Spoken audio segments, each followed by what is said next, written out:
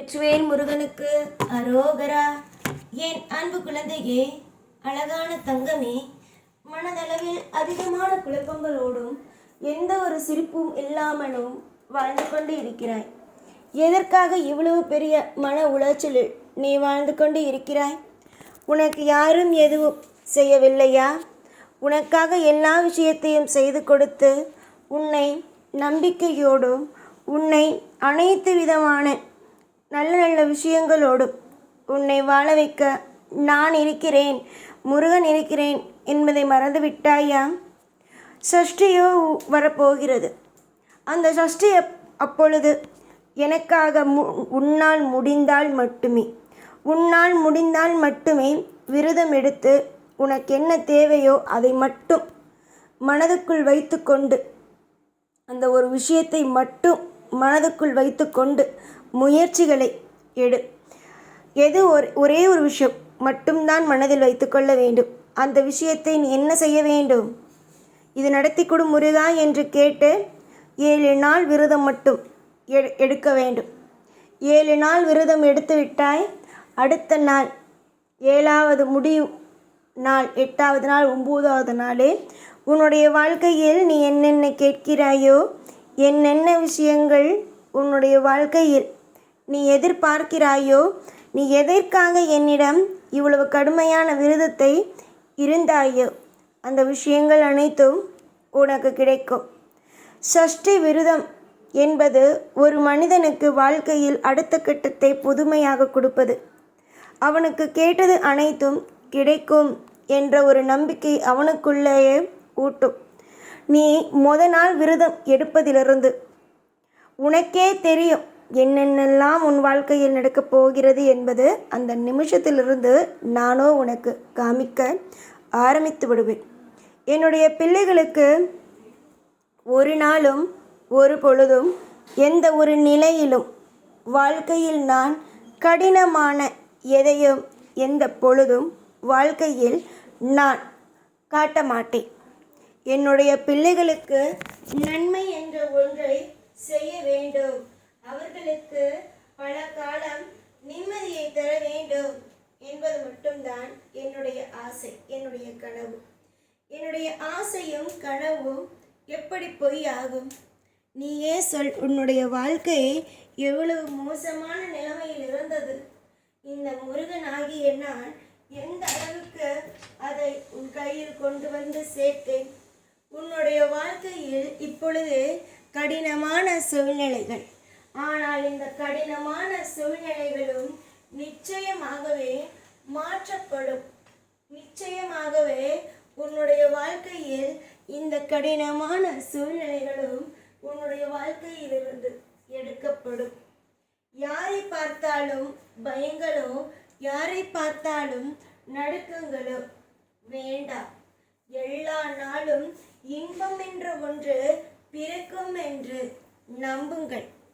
நீ எனக்காக இந்த வருடம் இப்பொழுது வரக்கூடிய சஷ்டி விரதத்தை எடுத்தாயானால் நீ உன்னுடைய உடல்நிலையையும் பார்த்து, உன்னுடைய மனநிலைமையும் பார்த்து எடுத்துதான் ஆக வேண்டும் என்பது அல்ல. உன்னுடைய சூழ்நிலைகள் எல்லாவற்றையும் பார்த்து எனக்கு இது செய்தா என்று நீ விரதங்களை எடுக்க நீ துணிந்தால் ஆனால் நிச்சயம் உனக்கு பல நன்மைகள் நடக்கும்.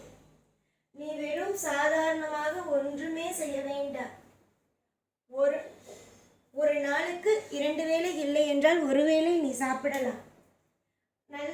நன்றாக ஒரு வேளையோ, மதியமோ, இல்லை காலையோ, இல்லை இரவோ 1 வேளை நீ சாப்பிடலாம். இல்லை 2 வேளையும் சாப்பிடலாம். இல்லை வெறும் நல்ல சாப்பாடுகள், காய்கறியான சாப்பாடுகளை மட்டும் சாப்பிடலாம். இல்லை என்றால் மிளகு விரதமும் எடுக்கலாம். இல்லை இளநீர் விரதமும் எடுக்கலாம். எது உன்னுடைய உடலுக்கு, எது உங்களுடைய உடலுக்கு ஏற்றுக்கொள்கிறதோ அதற்கு தகுந்தது போல விரதங்களை எடுத்துக்கொள்ளுங்கள். காலையும் மாலையும் நன்றாக உங்கள் பூஜை அறையில் விளக்கேற்றி, காலையும் மாலையும் விளக்கேற்றி கந்த சஷ்டி பாடலை நீங்களே பாடுங்கள். நீங்களே கந்த சஷ்டியை பாடுங்கள். 2 வேளையும் தவறாமல் கந்த சஷ்டியை நீங்கள் பாட வேண்டும். அப்புறம் எல்லா மனதை எப்பொழுதும் தூய்மையாக வைத்துக் கொள்ளுங்கள். யாரை பற்றியும் அந்த நேரத்தில் எந்த ஒரு விஷயத்திலும் புறம் பேசாதீர்கள். மற்றவர்கள் இப்படி இருக்கிறார்களே, மற்றவர்கள் நன்றாக இருக்கிறார்களே, இப்படி இருக்கிறோமே, இவ்வளவு கஷ்டப்படுகிறோமே என்று மற்றவரோடு உங்கள் வாழ்க்கையை ஒப்பிட்டு பார்க்காதீர்கள். அந்த நேரத்தில் நீங்கள் என்னென்ன கடமைகள் இப்பொழுது செய்து கொண்டு இருக்கிறீர்களோ அதையே தொடர்ந்து செய்யுங்கள். 7வது நாள் சூரனை சம்ஹாரம் செய்த பிறகு நீங்கள் வட பாயாசத்தோடு எனக்கு சாம்பிராணி தீபதூப ஆராதனை செய்த பிறகு அன்று சாப்பிடுங்கள். மாலை சூரனை சம்ஹாரம் செய்த பிறகு அதை நீங்கள் அந்த உணவை சாப்பிடுங்கள். இதில் முற்றிலும் ஒரு நல்ல விஷயத்தை உங்களுக்கு நான் சொல்கிறேன். அந்த சூரனை சம்ஹாரம் செய்யும் நாள் முழு நேரமும், அதாவது காலையிலிருந்து மாலை சூரனை சம்ஹாரம் செய்யும் வரைக்கும் மௌன விரதம் இருப்பது முற்றிலும் நல்லதாகும். மௌன விரதம் இருப்பது அந்த நேரத்தில் முற்றிலும் நல்லதாகும். உணவும் இல்லாமலும் மௌன விரதம் எடுக்கும் பொழுது அதற்கான சக்திகள் பல மடங்காக இருக்கும். இது அனைத்துமே உங்கள் உடல் நல, அதாவது எந்த விதத்தில் உங்களுக்கு உபயோகமாக இருக்கிறது. எனக்கு உடல்நிலை சரியில்லை என்றால் எதுவும் செய்யாமல் என்னை முருகா என்று கூப்பிட்டாலே ஓடி வருவேன். என்னால் செய்ய முடியும் என்றால் மட்டுமே செய்தால் போதும். புரிந்ததா?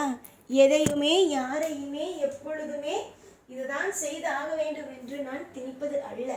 எனக்கு அது பிடிக்காத ஒரு விஷயம். அவரவர்கள் சூழ்நிலைகளுக்கு தகுந்தது போலவே அவரவர்களுடைய பிரார்த்தனைகளை என்னுடைய காலடியில் வையுங்கள். நீங்கள் எந்த ஒரு தூய மனதோடு என்னிடம் வந்து நீங்கள் சொல்லும் விஷயத்திற்கு நான் நல்லது செய்வேன், இது செய்தால்தான் அது செய்தால்தான் என்று உங்களை வற்புறுத்தி கொள்ளாதீர்கள். உங்களுடைய சூழ்நிலையையும் பார்த்து கொண்டு அதற்கு தகுந்தது போலவே நடத்தி கொள்ளுங்கள். இன்பமான காலமோ ஒன்று உள்ளது. அந்த இன்பமான காலங்கள் எல்லாமும் நல்லதாகவே நடக்கும். இன்பமான சூழ்நிலைகள் எல்லாமும் நல்லதாகவே நடக்கும். காலம் முழுக்க உன்னுடைய வாழ்வில் இன்பங்கள் நடக்கும். காலம் முழுக்க இன்பங்கள் நடக்கும். நல்லதே செய், நல்லதே நடக்கும். இந்த ஒரு வாக்கை மட்டும், இந்த ஒரு விஷயத்தை ஞாபகம் வைத்துக்கொண்டு செய்ய ஆரம்பி. எப்பொழுதும் உன் கூடவே இருப்பேன் இந்த முருகனாகிய நான். ஓம் முருகா.